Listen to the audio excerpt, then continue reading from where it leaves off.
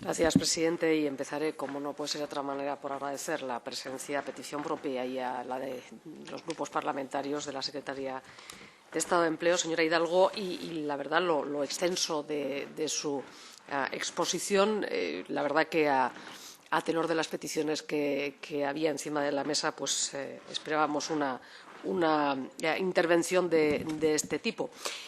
Lo que sí me ha sorprendido, y quiero empezar por reconocerlo, es el tono, yo diría un tono no triunfalista, en torno a lo que era el eje, a nuestro entender, central de esta comparecencia, el balance en torno a los 2 años y medio ya de la reforma laboral. Quiero recordar que el Real Decreto es del mes de febrero y desde entonces el momento de su aplicación, y por lo tanto estamos en un momento en el que efectivamente el grueso de lo que la reforma laboral va a apuntar y por dónde van a ir está ya bien marcado y bien evidente en los datos que tenemos a día de hoy. Digo que agradezco ese tono nada triunfalista. Creo que los datos no lo permiten, a diferencia de lo que hemos tenido ocasión de escuchar por boca de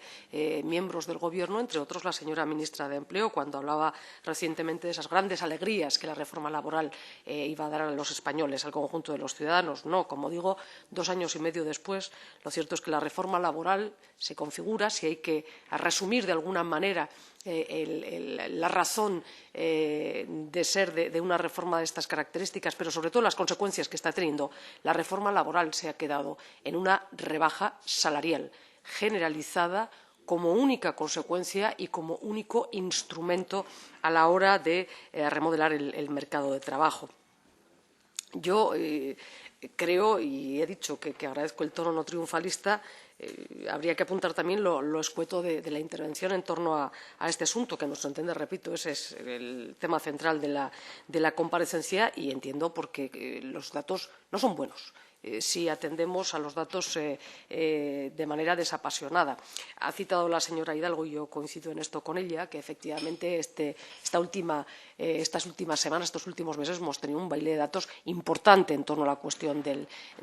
empleo, un baile de datos que tenía mucho que ver seguramente con los intentos, también por la vía de la herramienta estadística, de ver si el panorama podía ser dibujado de una manera un poquito más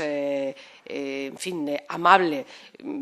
Si vamos efectivamente a estos datos, y yo he querido coger, además, y decirlo a aquellos que puedan ser un poco menos alarmistas con respecto a lo ocurrido, lo cierto es que en estos 2 años y medio de aplicación de la reforma laboral, lo que nos dicen los datos es lo siguiente: los salarios se han reducido un 10% de media. Estos son datos del Observatorio de Seguimiento de la Reforma Laboral. Luego, por lo tanto, estamos hablando de aquellos datos que no sean precisamente, insisto, los de posiciones partidarias más críticos con el ejercicio de la reforma laboral. El paro empieza ya a rozar el 26% y en estos 2 años y medio se ha incrementado en 265.400 personas. La ocupación queda con un balance de una pérdida de 814.500 empleos. De 17,7 millones de ocupados hemos pasado a 16,9 millones de personas ocupadas. Es cierto que en algunos sectores ha subido la ocupación,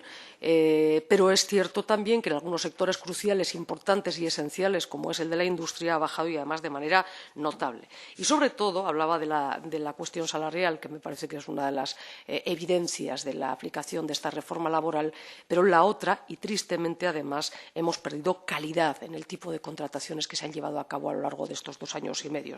Los contratos indefinidos han bajado en 553.000 empleos, los temporales han bajado en 241.300, y lo cierto es que en ambos casos, tanto en la empleabilidad indefinida como en la temporal, solo han aumentado en aquellas contrataciones que se han realizado a tiempo parcial. La portavoz que me ha precedido en el uso de la palabra, en nombre del Grupo Socialista, señalaba cómo efectivamente estos datos no hablan de una contratación a tiempo parcial pactada por las dos partes o aceptada por las dos partes. No estamos hablando de una herramienta que haya redundado en beneficio de la conciliación, sino que estamos hablando casi de una suerte de despidos encubiertos por la vía de la contratación, como decimos, a tiempo parcial. Los costes laborales efectivamente se han reducido de manera importante, Y el propio Ministerio reconocía recientemente en una respuesta, creo recordar que el señor Campuzano habló de memoria, pero una respuesta escrita, los costes laborales se han reducido de manera importante a lo largo de estos 2 años y en más de un 50% atribuye el propio Gobierno, ustedes mismos, esta rebaja en los costes salariales precisamente a la reforma laboral. Demos la vuelta al argumento, estamos, por lo tanto, de nuevo ante una rebaja salarial. Yo diría que si hemos de hacer un balance de estos 2 años,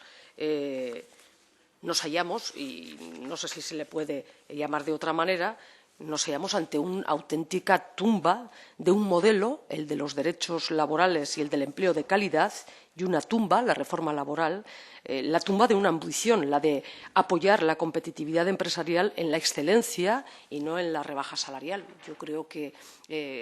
difícilmente va a ser compatible el que en estos momentos nos acompasemos la Estrategia 2020 europea, que basa la creación de empleo como base fundamental de la recuperación económica, fundamentalmente en el apoyo a elementos que marcan la excelencia y entre ellos la innovación. Difícil, francamente, señora Hidalgo, acompasarnos o ir a una con esta estrategia con una reforma laboral que, como digo, en sus 2 años y medio de aplicación, y estamos ya en el grueso, podemos hacer un balance, yo creo que bien evidente,